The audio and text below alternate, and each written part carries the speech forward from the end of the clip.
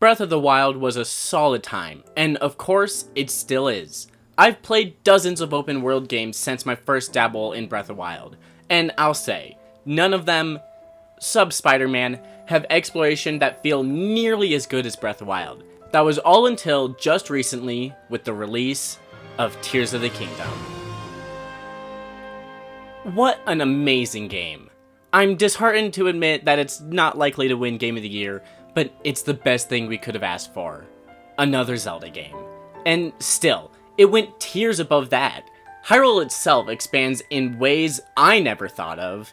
The Depths was an amazing surprise, and well, the sky was a bit lackluster in substance, but it made up for it in vantage. You can see everything up here, and the way you explore each of these new places, man, it's insane. Even ignoring auto build and Ultra Hand, there's plenty of completely new ways to explore the game. But with it, we lost one of the best, yet also most abused mechanics. It's time we finally hold a funeral for Revali's Gale. Dearly beloved, we gather here today in sadness and respect for Revali's Gale. It was passed down from the long past Revali. No one loved Revali, but we loved you, Revali's Gale. It's a shame you were really overpowered. Rest in peace.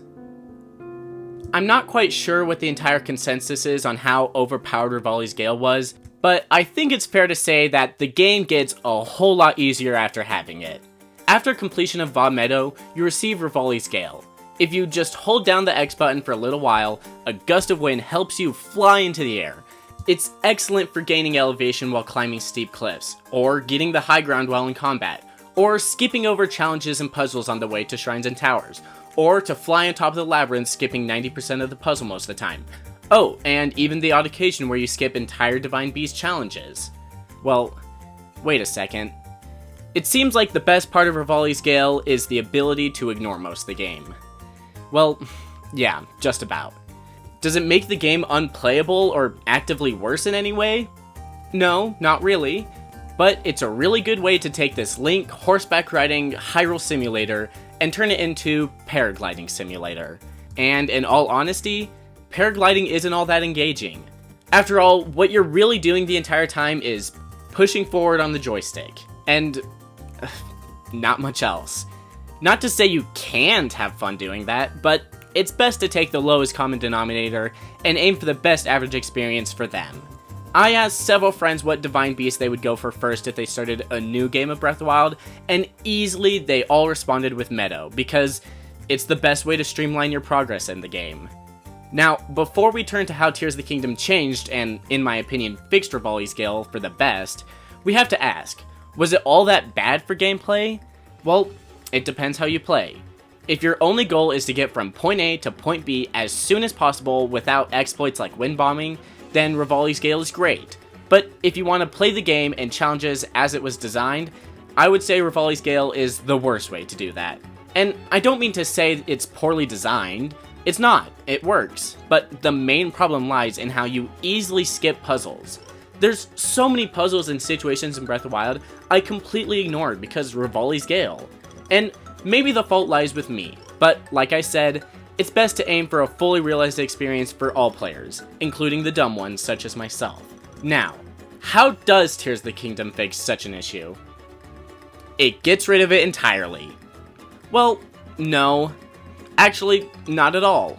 Spoilers of course, but as you should know, Revali's Gale simply doesn't exist anymore, in the traditional unlimited uses form. Instead, it's replaced with Tulin and his horizontal Gale. Rather than being blasted into the stratosphere, you're launched into mountains at dangerous velocities. I think this is the perfect median for fast travel, but also avoids puzzle skipping. Instead of instantly flying 50 meters into the air, you might spend a few minutes looking for higher elevation, or perhaps use one of the falling rocks with recall, and then use Tulin's ability to move further along. As with Revali's Gale, it's excellent for getting past long canyons, and in situations like that, possibly even faster since you skip the whole part where you fly dangerously high. Now, when it comes to puzzle solving, it's perfect because you can't just fly straight past it. Overall, I think it's an excellent solution for 90% of the situations where you might try to cheese with Revali's Gale. And for a bonus, you don't have to deal with Revali to get it. Instead, you'll have to deal with the screams of Tula. But what about that 10% where you still need Revali's Gale? I love climbing mountains as much as the next guy, but sometimes you don't want to stare at the same rock for 15 minutes. And with the added depths, you might be on your way to a light route, but now you gotta climb a whole mountain in the complete darkness because, for some reason, you think the dark is really cool. Well, to that, I offer bombs. Or pine cones. Pick your poison. Tears of the Kingdom has this awesome philosophy where they might remove a bunch of things, but they always replace it with either something completely different or something slightly less powerful. But they always make sure that you have a half-decent supplement. No elemental arrows? Well, now you can find elemental fruit just about everywhere. Every weapon sucks now? Well, just drop down a few diamonds and you'll be fine. No Revali's Gale? Here, take a few pine cones. So, if you didn't know, the game offers a few substitutions to Revali's Gale. For example, if you fuse bombs to your shield, then shield surf, you'll get nearly as much height as Revali's Gale. Or perhaps you opt for the updraft method. In that case, use the Hylian pine cones. When you light a fire with those, it's the same as if grass was on fire, leaving a massive updraft.